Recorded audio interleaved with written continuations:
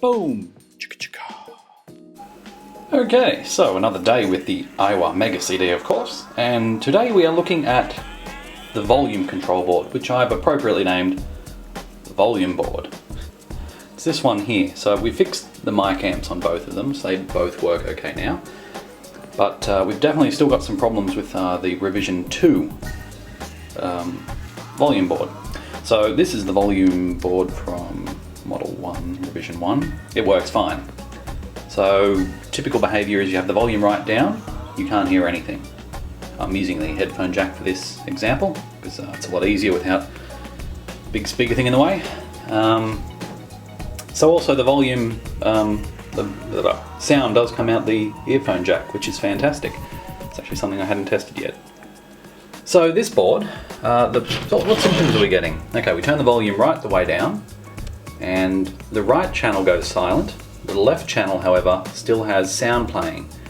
It's reminiscent of when the microphone board wasn't attached at all. Now I've tested with both mic amps on this board, so that rules out mic amps. It's not a mic amp issue. So when the volume's turned up, we only really get volume control out of the right-hand speaker. The left-hand speaker is still there, but it doesn't amplify. So there's either a damaged trace or a circuit or a component that doesn't work properly. So I'm going to start off, I've had a visual inspection of the board. There are a few tracks that look like they might be damaged, but they've got continuity, so I'm going to leave them for now. And I'm moving on to testing the transistors on the board. Transistors are, there's 2 there. I don't know if this can get in focus. 2 there with 2 resistors hanging off them. I'm just going to test them, make sure they're outputting the same voltages on that board as they are on this board. If there's a difference, we know we have a problem somewhere. Another problem it could be, that I suspect it will be, is the knobs. VR802 I think it is, which is the volume control knob. It does give out a fair bit of static when touched, and there isn't very audible hum, which I'm getting. So I'm wondering if that's a short somewhere, which is not a good thing. Anyway, I'm going to play around with it, see what we find. Okay, so I've had a bit of a probe around on the working board. Here are the results. Terribly laid out. Those top 2 are the voltages on the 2 transistors. The rest are capacitor measurements, just to make sure the voltage is feeding through. Now I noticed the 2 caps right at the top are, I think they're both 1 UF 50 volt. I get static when I touch them out of each channel. So that's good. The problem may lie there, so I'm going to have a look around on the other board and see what happens when I poke those ones. Okay, so I've been having a poke around on the 2 boards with the multimeter on ohm setting, and I discovered that pins 1, 2, 3, 4 and 7, which is the one there, it's under the first pin and next to the ground. So 7 and 4 don't seem to be very consistent in their readings. Well, 7 always reads 0. It should have a reading if the volume is turned up. I did 2 measurements. I did measurements with the volume turned right down and the volume turned right up to determine what sort of resistance it was giving. And the right channel, or at least the pins I assume are the right channel, match on the revision 1 board. This revision 2 board though does not match. So I suspect the problem is actually with the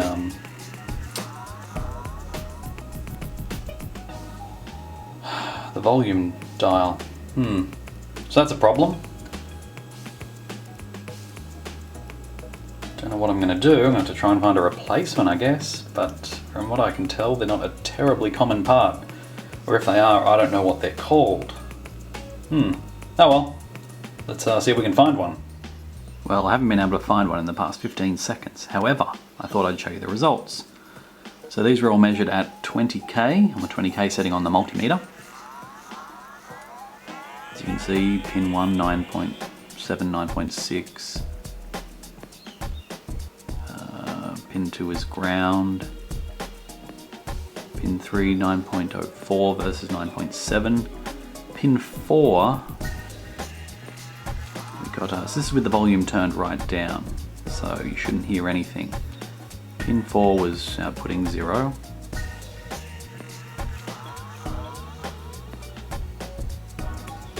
But on the second one, it was outputting the faulty board. It's giving us a bit of noise. Going to pin 5, 3.5, 3.7, 3.5. Pin 6 and 7 are okay. Pin 7 is 0 as expected. But if we go down to here, which then shows us the volume turned right up, we get some very different values. Got 9.5, 9.7, 0, 9.03, 9.72. Pin 4, jumping around like crazy. It started off at about 7, drifted down to about 6.5. I took the pins off, tried again, and it was down at 3.8. And it would go up slightly. So something not quite right there with pin 4.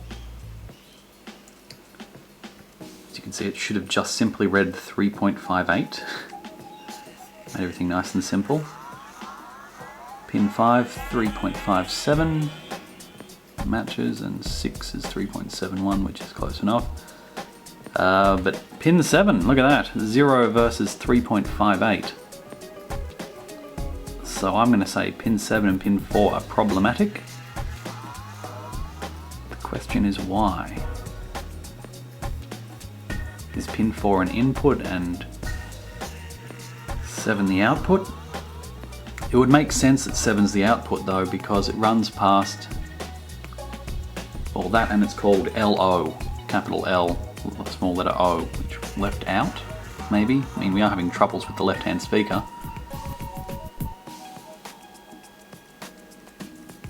Yes. Actually, let me just have a quick look at what they are called. Okay, so here's the little fellow we're having trouble with here. So we've got 6 pins along the bottom, and there's actually a 7th just up there. Don't know if you can see that, but it's there. So over on this side, pin 7 is that one, pin 4 is over here. Pin 4 seems to trace over to this capacitor. I need a poking device.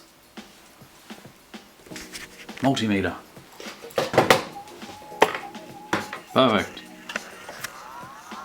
Oh God.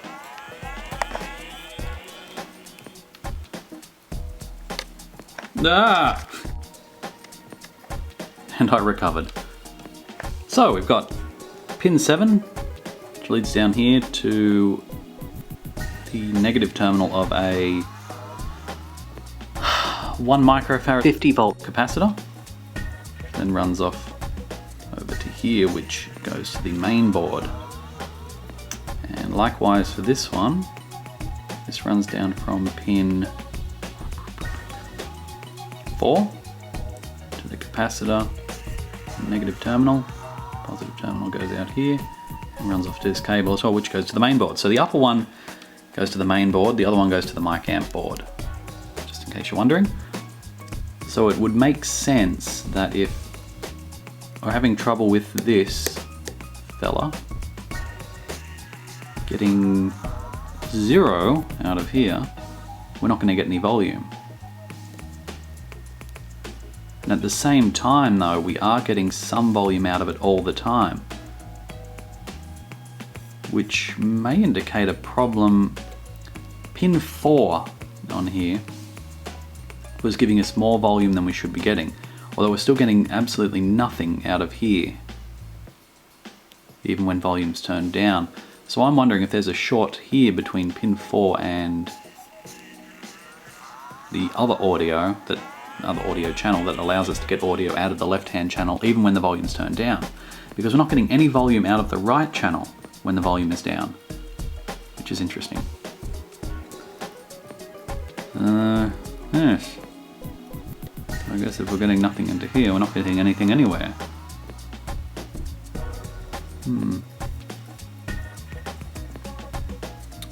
Most curious, so I'm going to just have a look and see where these go exactly.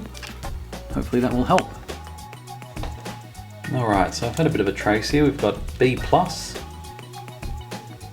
black thin is right out, red thin is left out, and we've got ground, which is a nice big shielded cable.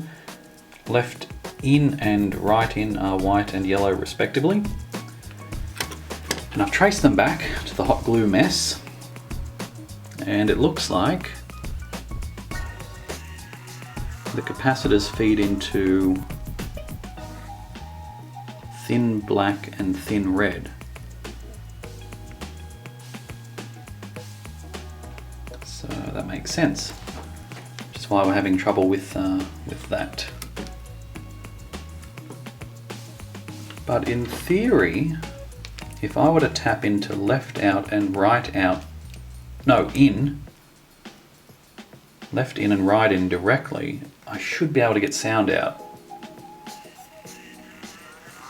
I'm trying to think if I have a spare speaker lying around. You know what, I'm going to try and find one. Actually, what's the point? Why would I even bother doing that? So it does look like the problem lies with the B50K. Fortunately, it's got so many pins, it's going to be a bit difficult finding a replacement that is pin compatible, or even form factor compatible. There's lots of dual gang ones, which are sort of 3 pins and then 3 pins, but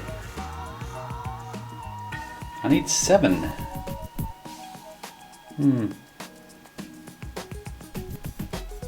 Fun. Stay tuned, we'll have more on this one if I find anything. Here's hoping I do.